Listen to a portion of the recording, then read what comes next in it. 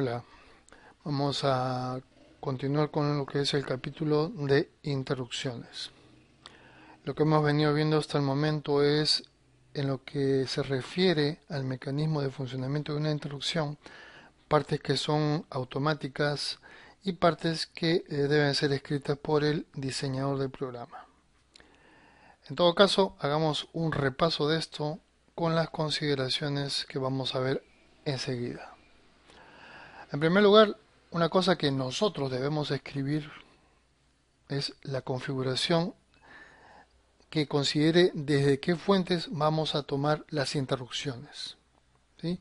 Más claro, esto de acá, estamos moviendo dentro de W un número binario de 8 bits, el cual vamos a almacenar con esta instrucción dentro del registro intcon. Lo que se está haciendo en este caso, al meter este número de bits, es lo siguiente. Con este 1 estamos configurando que el GUIE, el Global Interrupt Enable, está habilitado de tal manera que dé pase libre a cualquier interrupción que ocurra. Luego se configuran y se habilitan dos fuentes de interrupción. Se habilita esta fuente de interrupción que vendría a ser el int t, que corresponde al RB0 int pin 6 del PIC16F84 como fuente de interrupción. Otra fuente de interrupción está habilitada con este 1 que corresponde al RBIE, de tal manera que las cuatro líneas que van desde RB4 a RB7 también se consideren como fuente de interrupción.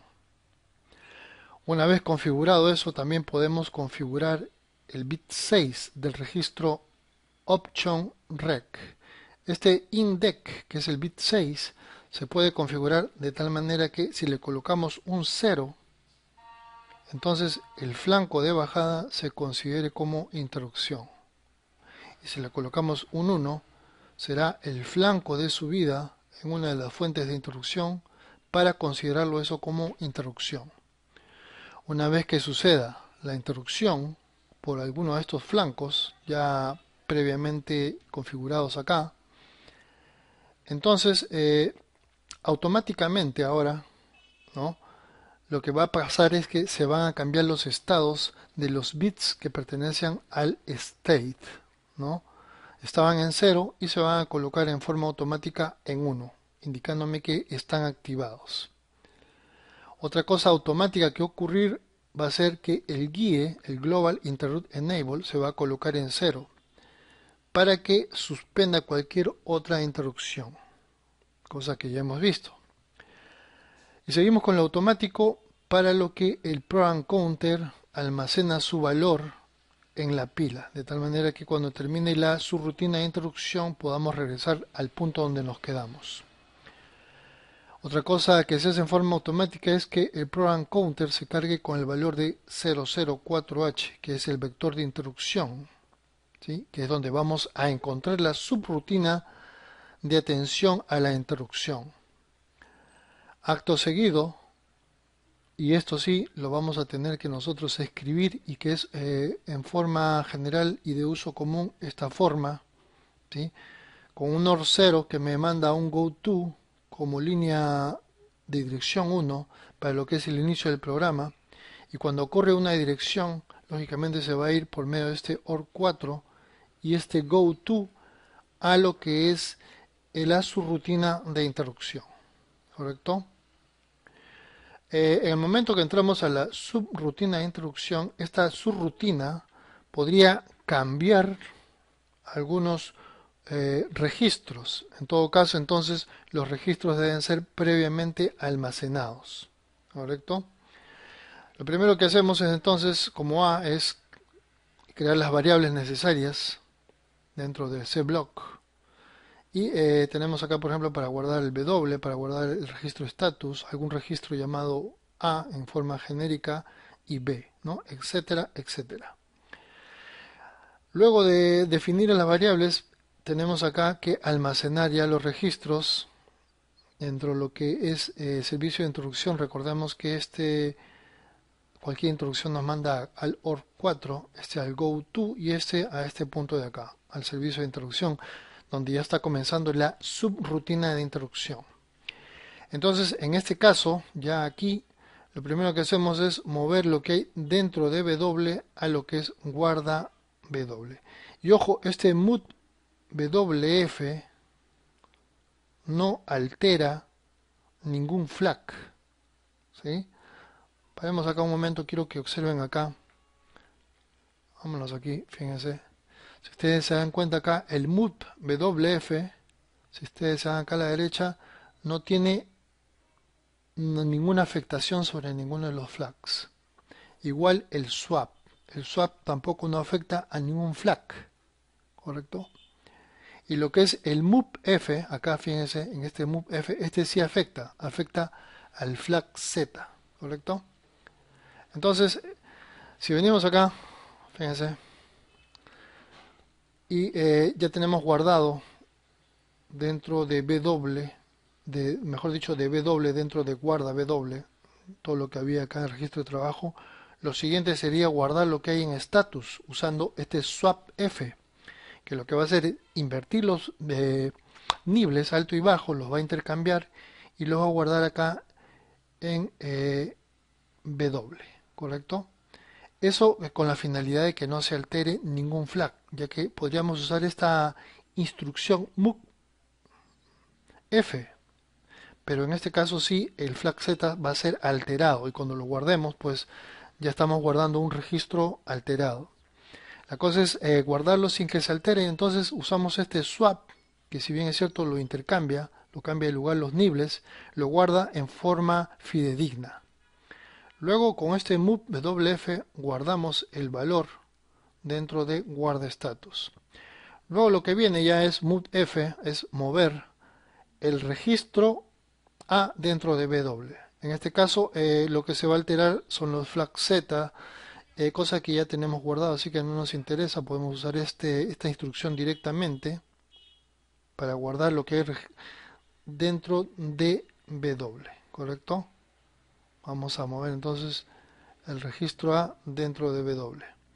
Luego movemos lo que hay en W dentro de guarda registro A, lo mismo hacemos con el registro B. Movemos el registro B dentro de W y luego lo almacenamos en su variable. ¿Correcto? Luego vamos a discriminar de dónde viene la interrupción, desde qué fuente. Y en este caso tenemos habilitado solamente dos fuentes, ¿sí? El RB0 int y las 4 líneas de RB4 a RB7 del puerto B. Entonces se testea aquí si uno de los flags ha cambiado. Al momento de ocurrir la interrupción, uno de los flags se debe colocar en 1 y testeamos. Si este está en 0, por ejemplo, este int f, este es el bit que corresponde al RB0 int, vemos si está en 1. Si está en 1, entonces este de acá no va a saltar, quiere decir que este es el que ha ocurrido y va a ser llamado a la interrupción que corresponde al int f. Si no es así, va a saltar y va a testear acá el int count. Este pertenece a las 4 líneas que van de RB4 a RB7, ¿no? Si esto está en 1, entonces esto no salta y llama la interrupción que corresponde al RBI, ¿correcto? Luego, una vez que hemos ejecutado, ya hemos discriminado cuál es la interrupción que ocurrió, vamos a efectuar una subrutina para esa interrupción y luego al final, cuando regresamos, antes de salir debemos nuevamente almacenar los registros en su lugar. Para ello vamos a hacer este movef que no cambia nada y pasamos de guarda registro A a W y de W con esta instrucción nuevamente registro A. Eso ya queda almacenado ahí en forma original.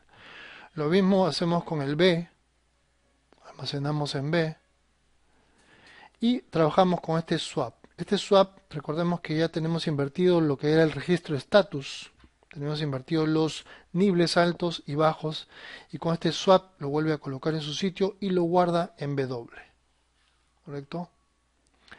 Con este move WF se guarda lo que hay aquí ya, que es el registro original status dentro de el registro status. Luego acá una variable interesante, una cosa interesante, que usar el swap para guardar de repente, fíjense, lo que hay en guarda W dentro de sí mismo. Eso lo único que va a hacer es intercambiar los niveles y lo va a guardar dentro del mismo, dentro de la misma variable. Nuevamente la aplicamos, pero esta vez guardándolo en W, ¿no? Es decir, lo volteamos, lo volvemos a voltear y ahora lo guardamos en el registro W, igual que como cuando comenzó, antes de que ocurriera la subrutina de interrupción. Finalmente, antes de acabar, debemos colocar el bit que fue alterado, ¿sí? Es decir, el bit de state, debemos colocarlo en su posición de 0, ¿no? Para que si lo dejamos en 1 pues, y salimos, va a estar nuevamente, ¿no? Porque va a estar activado esa interrupción. Tenemos que borrarlo eso para que esté como que no ocurrió ninguna interrupción y esperar a la nueva que ocurra, ¿no? Acá hemos colocado 2. Finalmente se aplica la instrucción retfie para salir, ¿correcto? Y el program counter lógicamente nos va a llevar ahora a donde nos quedamos y el guíe lógicamente se va a colocar nuevamente en 0. Esto sí se hace en forma automática, ¿no? ¿Correcto? Entonces, eso sería en términos generales todo lo que es el proceso de interrupción. Lo que quedaría sería ver un par de ejemplos para aclarar la cosa. Ahí lo dejamos entonces, nos vemos, cuídense, chao.